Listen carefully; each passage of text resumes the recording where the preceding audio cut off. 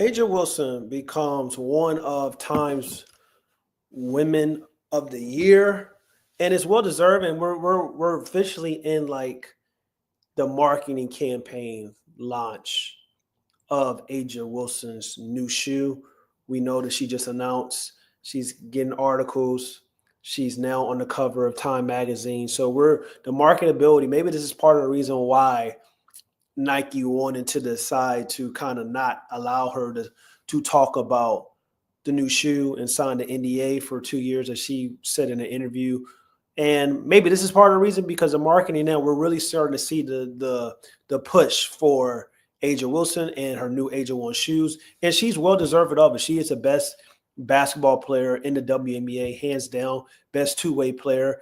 She had opportunity to almost three-peat with the Las Vegas Aces, as she talked about that in the article. She also brought up Caitlin Clark and some of the backlash that she received when Caitlin Clark went on Times magazine as well and basically talked about white privilege and talking about the things that she doesn't have to necessarily deal with in comparison to other women athletes, in particular Black women athletes across the WNBA.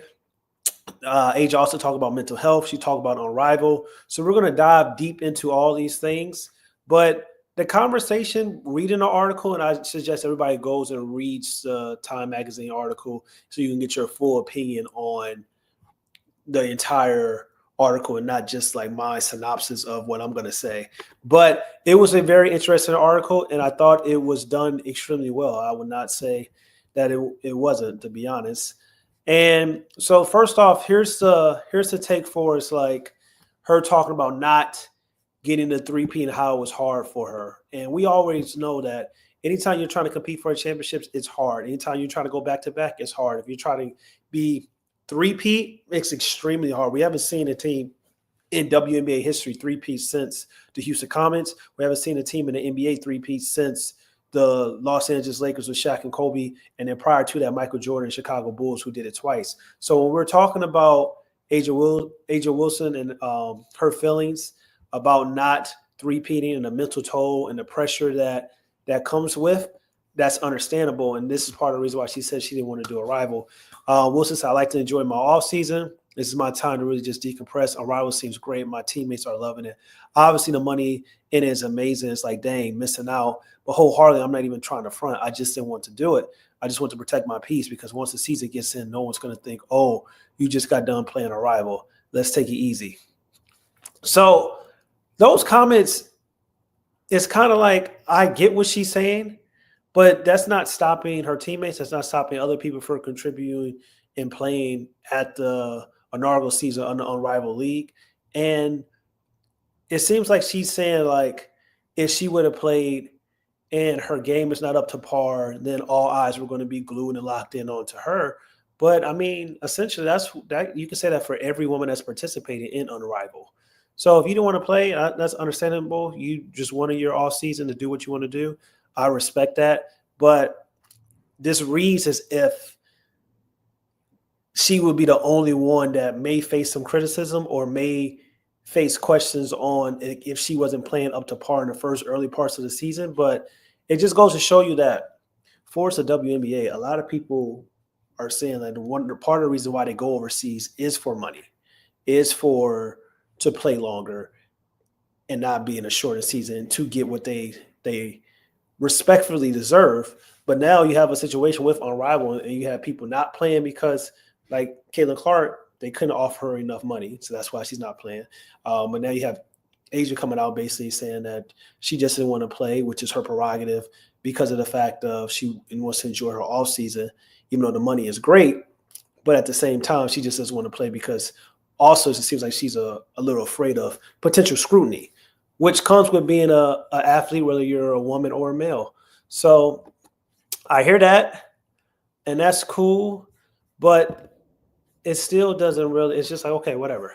And then we look at the article when it talks about the interviewer asks, you gave a speech to your teammates in the locker room where you said that there are times that you hate being Aja Wilson. Later on, you specifically that you were talking about some of the challenges that come from being a Black player in the league. Can you take me back to that moment since then? How has it felt to have that sentiment out in the world? So it seems like every time for us at WNBA, and the WNBA has been always in the battlefield, always, always up front, always in the kind of like being on the right side of history for us, every issue that comes about within the world, whether it's race, injustice, LGBT community, like they always do the right thing. But at the same time, it just feels like sometimes they bring into issues that doesn't really have anything to do with particular being on the basketball court. That has nothing to do. It's like sometimes you're just I'm not gonna say making up things because everybody's entitled to their own personal feelings, but sometimes things don't always have to be. So let's talk about this. And she got asked this question. So this is her right. She got asked this question. This wasn't a question that this wasn't something that she came out and said or brought to the attention to the forefront. But at the same time, it just feels like a little exhausting at times, I will personally admit. But this is what she said. Being a professional athlete, people assume that you're supposed to be this perfect human being. You have no worries. Why are you even complaining? People do expect that. That is right. You live this beautiful life when they fail to realize that we're still human and things hurt my feelings. I needed my teammates to understand that there are days where they see me and they're like, that's our captain. But there are also days where I'm faking it because I know that I have to show up for them. There are days where I'm struggling. It's moments where no matter how hard you work, it still feels like you're not getting a recognition. So for that part, I agree with the first part, everything she's saying. A lot of times we do view athletes as superhuman and they're not human because they get paid a lot of money and they're supposed to go out and constantly perform and things of that nature. And we don't understand the mental acts of them to do those things on a constant basis, but that is their job, that they're professionals. I don't think a lot of people are going to cry for multi-million-dollar athletes or anybody that's getting paid a significant amount of money to go out and do something that they love and play a kids game at the highest level, essentially, because that's what they're doing. So she's right about that, and I can have empathy for that. But the part where it comes and talks about it's moments where no matter how hard you work, it still feels like you're not getting a recognition. I don't know what recognition A'ja Wilson is necessarily talking about because I feel like when we talk about the best basketball players in the WNBA, everybody mentions A'ja Wilson as the best. Everybody talks about how she's ascending to this GOAT level WNBA type of player. Her first 5 years, Rookie of the Year, Community Assist Award winner, MVP, Defensive Player of the Year, 2022 champion, 5-time All-Star, tied the WNBA all-time scoring record with 53 points. Like that resume is better than 90% of the athletes in the WNBA. And she has a signature shoe. Like, so it seems like what more recognition do A'ja Wilson want? I'm very confused by it. Maybe it's because of the fact that Sabrina Ionescu got her shoe before her. Maybe it's the fact that coming in, we're seeing Caitlin Clark and Angel Reese have more popularity than her. And even Paige Beckers is going to come in and Juju Watkins. And maybe it feels like the league is growing and she's been the face of the league to help get the league to the point that it is right now. And she's not necessarily reaping some of the benefits because there's more popular players that are entering the league or already in the league now.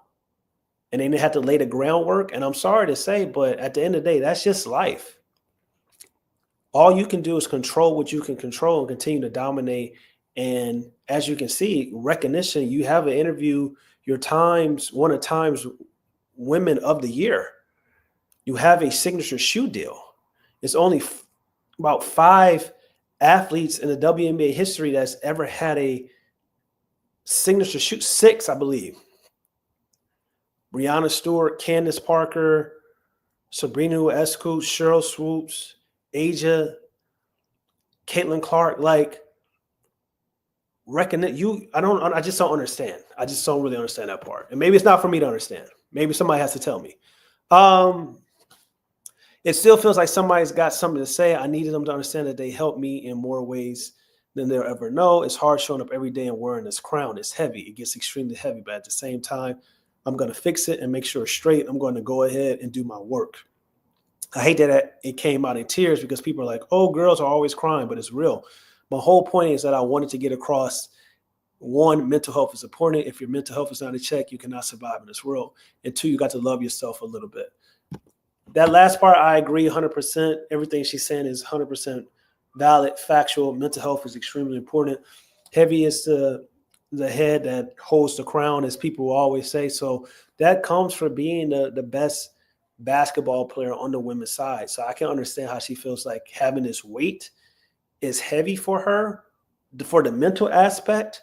But for it's like the recognition part, I just don't understand what she is necessarily saying. It seems to me it's more stem from, and I say this very respectfully. As humans, we all struggle with our own mental health. We all struggle with our own personal insecurities. But for it's like the recognition standpoint, maybe it's coming from the more of the insecure part. For is, I am the best player in the league. I have been holding the league down, and now there's new women that are coming that haven't done half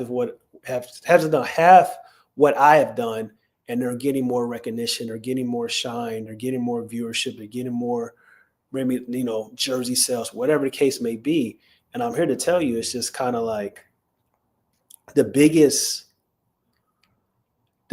way to lose your joy is comparison, because you end up not realizing how blessed you are. And it just seems like thief is the stealer of joy, and comparison is the stealer of joy. And it seems like reading that in that article, when she's talking about the recognition, to me, it feels like that's where it's coming from. So yeah, that's that. And she also, and let's get to it, when she talked about Caitlin Clark as well. Let me go to. And I'm sorry, I was reading for the Times. I didn't go to the following screen. I was reading for the Times magazine, that part. But here's the part from Time. I was reading for the actual magazine. So here's the part about Caitlin Clark. The interviewer asked her, Caitlin Clark got some blowback for something that she said in a recent Time story. Essentially, she announced that she has certain privileges as a white player, and she wants to do what she can to help ensure Black players who have built the league get more visibility and investment. How does that resonate with you? Now, before we talk about this, initially the statement that was asked for Caitlin Clark, she got back. It's like, damn if you do, damn if you don't. She got backlash for saying that, how she wants to support that visibility, support investments, and help everybody in the league succeed. I think with Caitlin Clark being in the league, everybody's going to make more money. Everybody's have private flights. All these things, great things are happening largely due to Caitlin Clark's stardom. It's also due to the other players in the NBA, the WNBA, that has helped the league grow tremendously as well. But for a marketability, from an eye standpoint, from a fan base standpoint, from a Caitlin Clark becoming the face of the league, and all the record viewerships and her overall game and the play style that she's brought to the WNBA, she is a transcendent figure, something the WNBA has never seen before. And all this momentum is going to allow not just Caitlin Clark to succeed, but also the WNBA to succeed going forward as well. We have to acknowledge that. It's like what LeBron James said, don't get it twisted. A lot of great shit is about to happen in the league, and it's going to be because of Caitlin Clark. So Caitlin Clark came out of her Times magazine. She said that. Wilson said, it was powerful to me as a Black woman in the WNBA. We have our struggles in showcasing who we really are. A lot of agendas get pushed on a lot of different platforms that may shadow us. You work so hard, but you still have to work 10 times harder just to be seen. So when we can have our counterparts speak up, it speaks volumes to me, because they're in spaces where my path is never supposed to go. It's crazy that we're talking about that in 2025, but it's real. We see those things as Black women. We see where people stand and speak for us. So shout out to Asia Wilson. She acknowledged what Caitlin Clark has done and said. She said it was powerful. She also talked about basically how she feels that it speaks volumes to her, because sometimes some of the spaces that black women or black men or people of color, when they get into, they're not necessarily supposed to be there because of the whole quote unquote statistics that black men and black women have to face on the daily, the yearly basis. And when you reach a upper echelon as Aja Wilson and Caitlin Clark have both reached, it does feel sometimes as a black person in comparison to a white person that I had to do a lot to get here in comparison to my counterparts, which is just true for a historical state of the world in which the world we live in, and the population that the world is in comparison to blacks, Hispanics, other people of color. So that's cool and all, but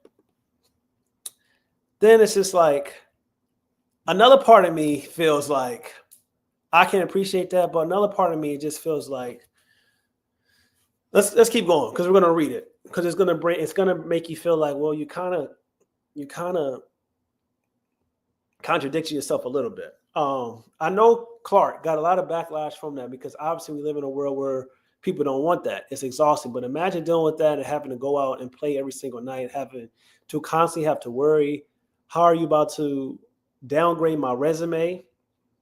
What more do I have to do in order to showcase how elite, how serious I take my job? But I also do it with the love and passion and fun.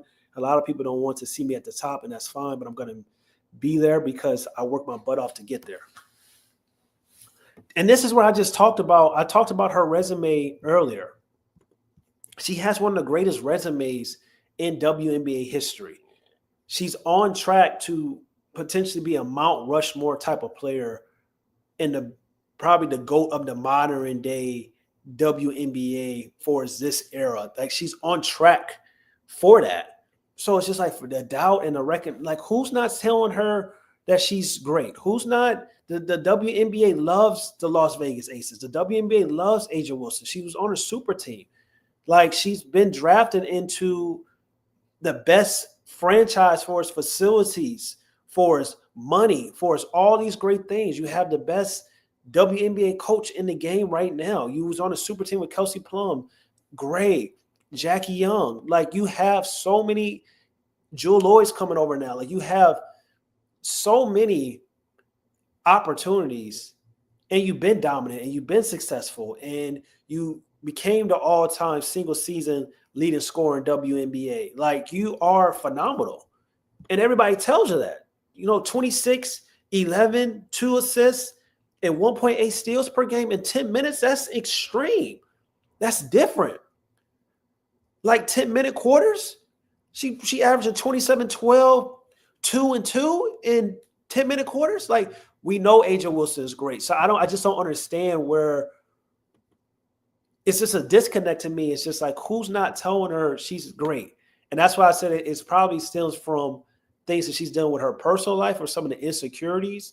Because on the basketball court, when people talk about basketball in the WNBA, they're constantly talking about Aja Wilson. But once again, it's probably due to the fact that there's new players coming into the league that are just more popular, and it could be largely due to the position that Wilson plays as well, because we know guards are more sexy than bigs on the basketball court, and that's not in the WNBA, that's in the NBA as well. Guards sell tickets, guards sells electricity for its like the fan bases, for its like the handles and the crossover, like the aesthetically pleasing aspect of the game. They say that about LeBron James. LeBron James is not aesthetically pleasing as guards, or he doesn't have skill and things like that. So this is the GOAT in the NBA, top 3 basketball player at minimum of all time. So the scrutiny and personal feelings, you're not going to always be viewed as the best or viewed as the most liked. But it's just kind of like, I don't understand from the WNBA side, and also how a lot of people that cover the game on the WNBA side, for its journalists, media members, they love Aja Wilson. They constantly talk about Aja Wilson. And we talk about a lot of biases that come into play on the NBA side. It's even twice as more on the WNBA side when we talk about the certain biases and the favoritism that certain players get in comparison to other players. Let's be real here. So I really don't understand that part. I have a privilege in a lot of different ways. This is where I said the contradiction kind of comes. I have a privilege in a lot of different ways.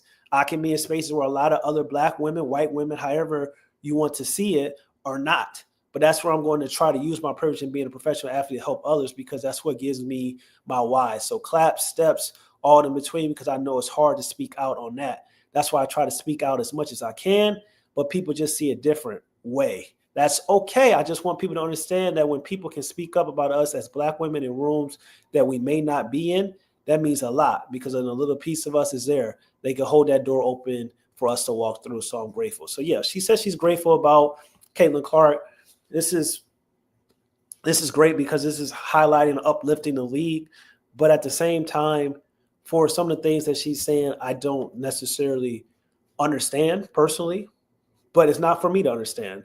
And if Caitlin Clark can come out and highlight and showcase and speak on some of these things about things that she's seen or noticed or want to do within the WNBA walls, because at the end of the day, I'm speaking from an outside perspective of analyzing the perspective once things happen, more of a reactionary state, because I'm not in the locker rooms. I'm not around the things that some of these players have to deal with on the inside. So, of course, it's going to be a difference. But from the outside looking in and seeing the love that A'ja Wilson constantly gets on TV shows, social media, all these things, Time Magazine, Shoe Deal, which is phenomenal, which is going to look very, very dope.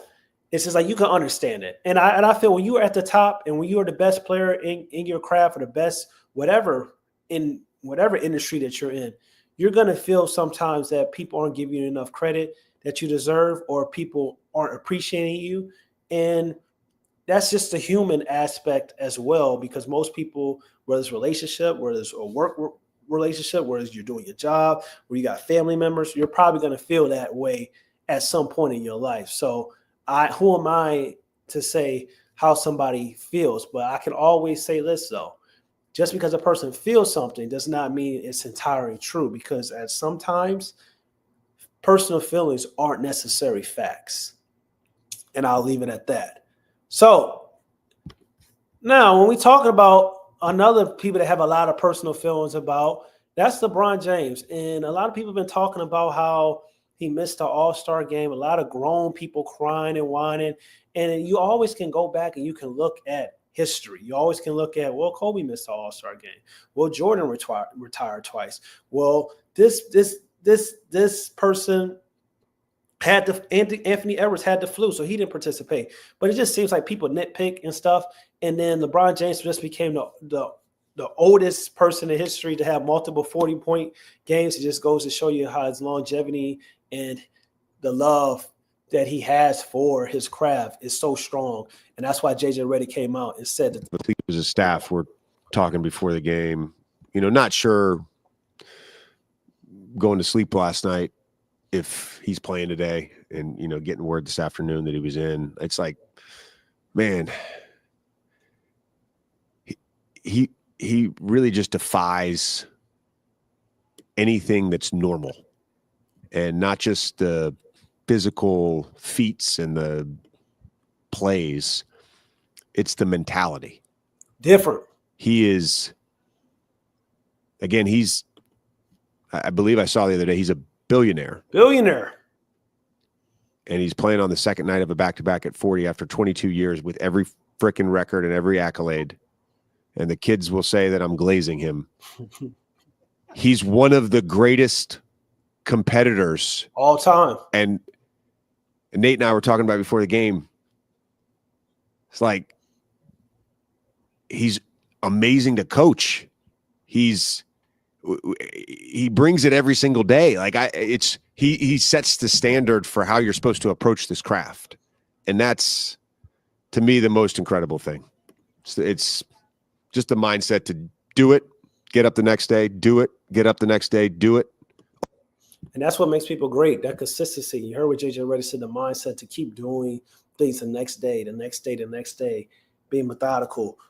each and every day I'm doing this. Each and every day I'm taking care of my body. Each and every day I'm getting my rest, my recovery. LeBron James has spent 22 seasons of being the epitome of consistency. And it shows in his craft. It shows in all the things that he's done for his entire career. And he doesn't have to continue to do it, but he has that love. He has that passion. And for people to question that and come out and talk about the All-Star game and him not playing and him missing out or saying he's scared, LeBron James has played in the most games in NBA history. LeBron James has played in the most All-Star games in NBA history. Sometimes people let their hate cloud their judgment when it comes to LeBron James. That's why JJ Redick came out and said the things that he said. It's just like, yo, he's incredible. He's a billionaire. How many of y'all, if y'all were billionaires, would be playing the game of basketball? Most of the people be on an island somewhere with their feet up, with a cocktail in their mouth.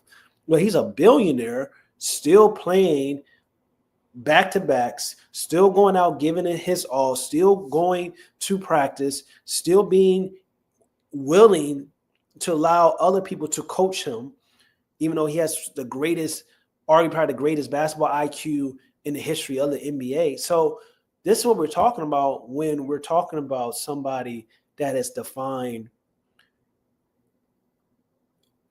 probably consciousness of what a human being can achieve on the basketball court at this age, playing at this level, on the consistency that he's playing in. It's something incredible, man. Very incredible. And it's just like, you got to give him his respect. And also it points back to when I was telling people about Victor Wembanyama, and I hope God blesses Victor Wembanyama. It's very scary, 21 years old, blood clots in his arm. That's something very, very serious. You know, he's not going to be able to play for 6 months. That's the standard procedure when somebody has blood clots, and then he'll probably get back on the court. So hopefully we'll see him by the start of the regular season. Wouldn't surprise me if he doesn't come back until probably November or maybe even Christmas time, depending on how the Spurs want to go about these things. We know when the Thompson twins had a similar issue, but it was in his legs. But blood clots is very, very seriously, and thank God for the doctors and thank God for the Spurs medical staff were able to find this where they can treat this and they can make sure this is just like not a ongoing thing. But Victor Wembanyama is extremely talented, extremely gifted, a transcending talent, similar to Caitlin Clark. Once again, every 20 years, we see a transcending talent enter different sports league. We have one in the WNBA with Caitlin Clark. We have one in the NBA with Victor Wembanyama. And prior to Victor Wembanyama coming out, people were talking about the greatest prospect of all time, him over LeBron James. And what we do know is, regardless of the physical tools, regardless of the makeup, and the things that you can't, the DNA, you can't change DNA. Yes.